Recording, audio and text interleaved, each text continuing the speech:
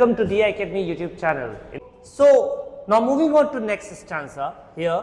The stranger at my far side cannot see the form I see. यानी वो stranger यानी वो अजनबी जो मेरे साथ फार साइड पे बैठा हुआ है. अब ये फार साइड क्या होता है? यानी आपने मूवीज वगैरह में देखा होगा कि वॉल के बीच में आग जल रही होती है और जाहिर सी बात है लोग साइड में बैठ करके पी रहे होते हैं. कुछ और नहीं समझिएगा, कप ऑफ टी समझ लीजिएगा. ठीक है, क्या पी रहे होते हैं? कप ऑफ टी पी रहे होते हैं. ठीक है, कहाँ पे? फायर या कॉफी पी रहे होते हैं फायर साइड पर. ठीक है, चलिए. तो the stranger at my fireside can not C.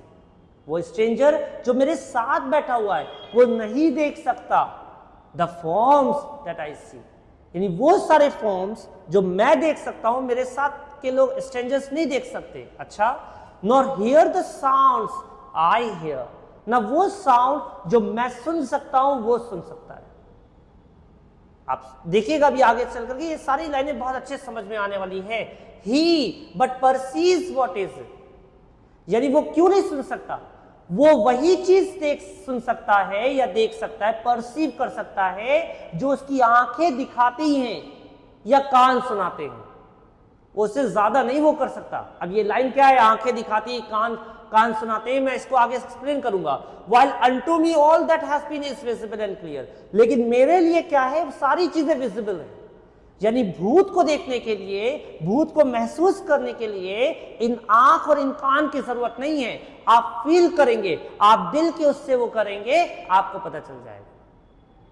Poet यहां पे बता रहा है कि वो बगल का इंसान जो स्ट्रेंजर है वो नहीं जानता, वो देख ही नहीं पा रहा है जो चीज मैं देख रहा हूं, वो सुन ही नहीं पा रहा है जो चीज मैं सुन रहा हूं. क्यों? क्योंकि वो वही चीज देख सकता है, वही चीज सुन सकता है जो वो परसीव कर सकता है, जो उसकी आंखें दिखाती. परसीव का मतलब समझिएगा, जो उसकी आंखें दिखाती हैं या उसके कान दिखाते हैं, सुनाते हैं. राइट? लेकिन मेरे लिए सब कुछ विजिबल है. यानी मेरे लिए जितना विजिबल ये स्ट्रेंजर है कि ये बैठा हुआ है, उतने ही विजिबिलिटी के साथ मैं देख पा रहा हूं कि यहां पर और भी लोग हैं. यानी वो कौन है? घोस्ट हैं, अपैरिशंस हैं वहां पे. राइट? अच्छा, आई होप कि ये भी लाइनें बहुत अच्छे समझ में आई. तो दो स्टेंजा में हम लोगों ने ये पढ़ा. क्या पढ़ा? ये चीज कि होस्ट ने जितने भी जो है उसको बुलाए हैं, किसको? गेस्ट को बुलाए हैं, उससे ज्यादा लोग वहां मौजूद हैं. ऐसा कि हॉल जो है वो भरा हुआ दिख रहा है. और मतलब ये घोस्ट कैसे? ये इनऑफेंसिव है. ये इनऑफेंसिव है, यानी ये किसी को टक्कर नहीं मार रहे हैं. और इसके बाद जो हम लोगों ने पाया वो ये पाया कि वो ऐसे साइलेंट है जैसे कि क्या है? पिक्चर है. फिर ये बात बोल रहा है पोएट कि स्ट्रेंजर जो मेरे साथ फायर साइड पे बैठा हुआ है वो नहीं देख सकता उन फॉर्म्स को जिसको वो देख पा रहे हैं, ना ही सुन सकता है जिसको पोएट वो कर रहा है, क्योंकि वो उसी चीज को देख पा सकेगा जिसे वो परसीव करेगा. वो कौन है यहाँ पे? स्ट्रेंजर है. जबकि पोएट के लिए हर चीज विजिबल है, हर चीज क्लियर है. बिल्कुल वैसे ही जैसे आपके लिए सारी पोएम और ये पूरी लाइंस क्लियर हो रही हैं. I hope so. ठीक है, चलिए. Next we have no title deeds to house और लैंड्स. इसके बाद क्या चीज है? हमारा कोई टाइटल डीड्स नहीं है हमारे घर पे और हमारे लैंड्स पे. ये टाइटल डीड्स का मतलब क्या होता है? यानी एक घर को जिसको हम क्लेम करते हैं कि ये हमारा है, एक्चुअल में वो हमारा नहीं है, तो किसका है? पड़ोसी का. आइए देखते हैं. Owners in occupants of earlier dates. इसके असल हकदार कौन है?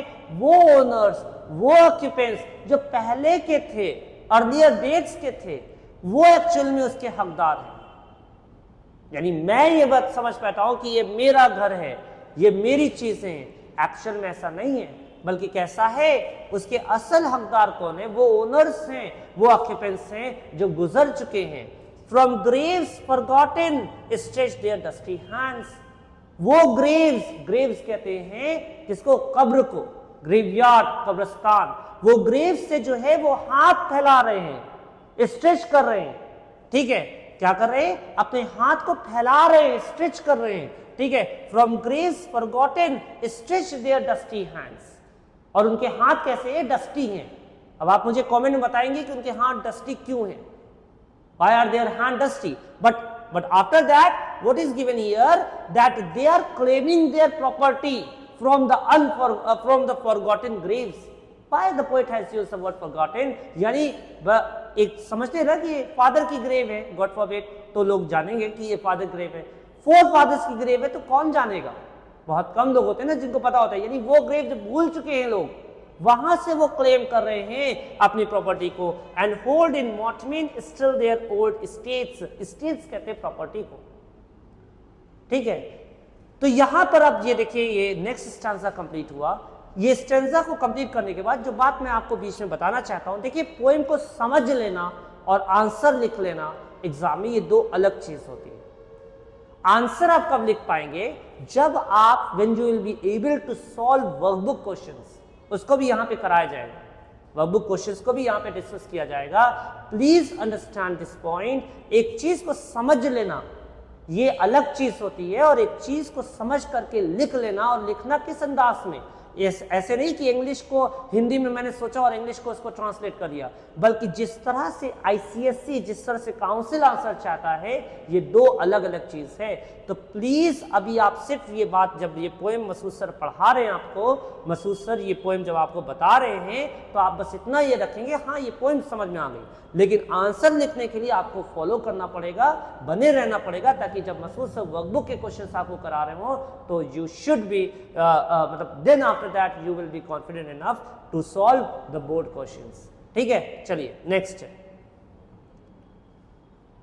The spirit world around this world of sense floats like an atmosphere. अब देखिए यहां पर क्या बताया गया है, यहां पे बहुत खूबसूरत, यानी छोटी सी बात है, lines will get a bit difficult but do understand this much है। एक दुनिया, हमारी दुनिया, जिसको रियल वर्ल्ड कहते हैं, एक एटमॉस्फेयर भी है ना, यानी आपने पढ़ा होगा एटमॉस्फेयर के कई सारे लेयर्स वगैरह होते हैं, और हम बिलीव करते हैं कि एटमॉस्फेयर जैसी चीज होती है हमारी दुनिया में, यानी वो चीजें जो दिखती तो नहीं है लेकिन वो होती है। जैसे एटमॉस्फेयर होते हैं ना चारों तरफ, वैसे ही पोएट कह रहा है स्पिरिट्स होते हैं चारों तरफ, स्पिरिट की दुनिया होती है। यानी क्या है? The spirit world around this world of sense, ये जो वर्ल्ड ऑफ सेंस है, वर्ल्ड ऑफ सेंस मतलब हमारी दुनिया, इसके चारों तरफ किसकी दुनिया चल रही है? स्पिरिट ऑफ की दुनिया चल रही है, स्पिरिट वर्ल्ड से। फ्लोट्स लाइक एन एटमॉस्फेयर, और वो ऐसे तैर रहे हैं जैसे एटमॉस्फेयर हो। बड़ा खूबसूरत कंपैरिजन है यहाँ पे, फ्लोट्स लाइक एन एटमॉस्फेयर, ठीक है। देखिएगा फिगर ऑफ स्पीच क्या है इसमें, and everywhere vast through these earthly mess and vapour dense a vital breath of more ethereal air.